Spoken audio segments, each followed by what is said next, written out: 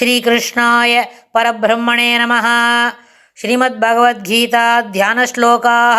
नमोऽस्तु ते व्यासविशालबुद्धे पुल्लारविन्दायत पत्रनेत्र येन त्वया भारततैलपूर्णः प्रज्वालितो ज्ञानमयप्रदीपः प्रपन्नपारिजाताय तोत्रवेत्रैकपाणये ज्ञानमुद्राय कृष्णाय गीतामृतदुहे नमः।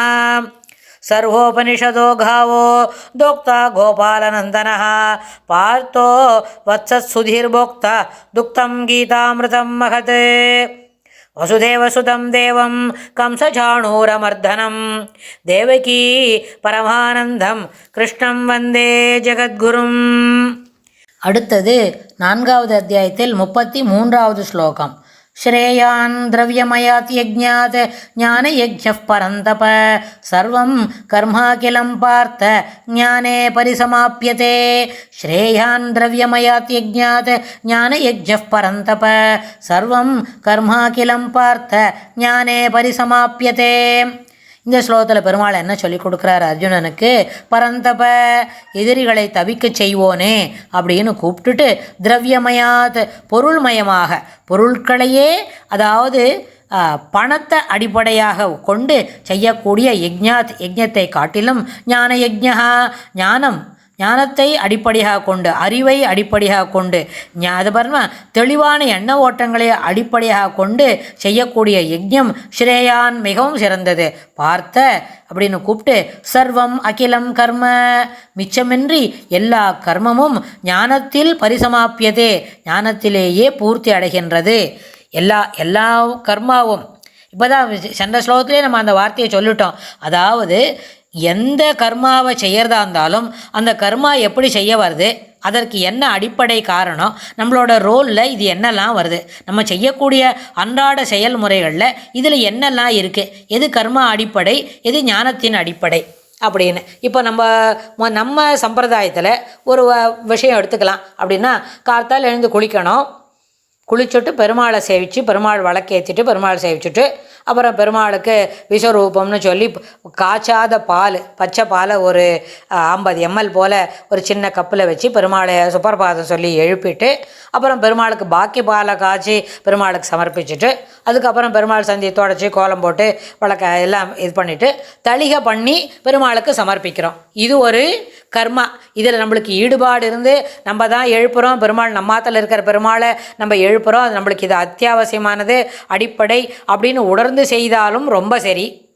உணரவே இல்லை, நம்மளுக்கு நல்ல புத்தி வரணும், நம்ம தாத்தா பாட்டி இப்படி செய்திருக்கா, நம்ம பார்த்துருக்கோம், நம்ம அம்மா இப்படி தான் பண்ணியிருக்கா, அதனால் நம்மளும் இப்படி பண்ணணும் அப்படின்னு நம்ம அதை ஒரு ரிச்சுவலாக செய்தாலும் சரி, இன்வால்மெண்ட்டோடு செய்தாலும் சரி, ரெண்டுமே ஒன்று தான். ரெண்டுத்துக்கும் ஆங்கில வார்த்தை தான் நம்ம சொல்கிறோமே தவிர அடிப்படையில் பொருள் ரெண்டுத்துக்கும் ஒன்று தான் அப்படின்னு சொல்கிறோன்னு வைங்க. அதுபோல் நம்ம அந்த வேலையை செய்திருந்தாலும் நாளடைவிலேயே இதில் என்ன படும், மொழில ஈடுபாடு வரும்.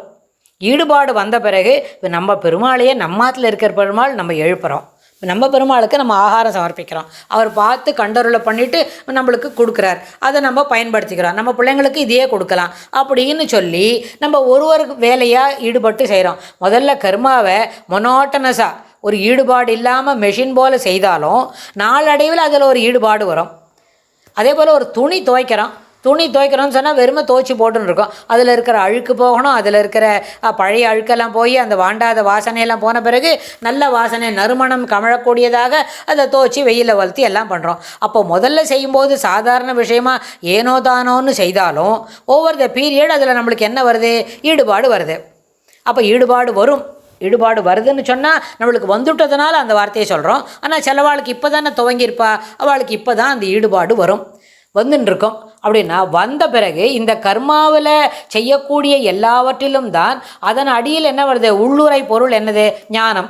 முதலெடுத்தோடனே ஞானம் வராது, வந்துடுத்தோன்னு வைங்களேன், அது ரொம்ப அதிர்ஷ்டம்தான். அது அதிர்ஷ்டம். அவளுக்கு பாதி தூரம் கடந்து வந்துட்டா, முதலெடுத்தோடனேவே 5வது படியிலேருந்து அவள் நடந்து போயின்னு இருக்கா, அப்படி ஆகிடும்.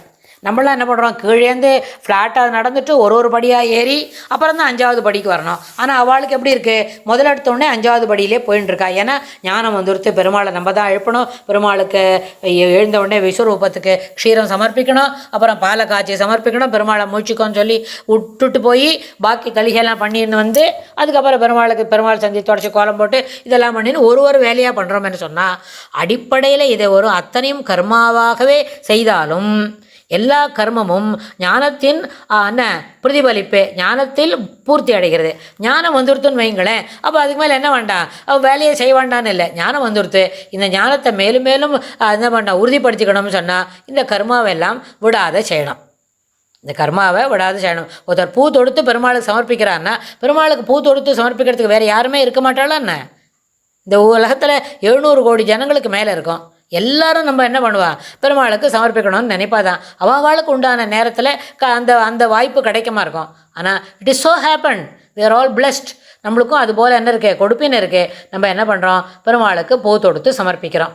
அப்படின்னா இது அத்தனையுமே ஏற்புடையது. அதனால் ஒரு ஞானம் வருதுன்னு சொன்னால் அது கர்மத்தின் அடிப்படையில். சரி, ஒரு கர்மாவை பூர்த்தி செய்கிறோம் அப்படின்னு சொன்னால் அது ஞானத்தின் அடிப்படையில். இது ஒன்றுக்கொன்று தொடர்புடையது. அதனால் இந்த அடிப்படையில் பொறுக்கும்போது சர்வம் கர்ம ஞானேன மோட்ச சாதனை அதுக்கப்புறம் சர்வதா சம்புலுதோதக ஸ்தானியே பரிசமாப்பியதே அந்தர்பவதி இது இத்தியர்த்தா.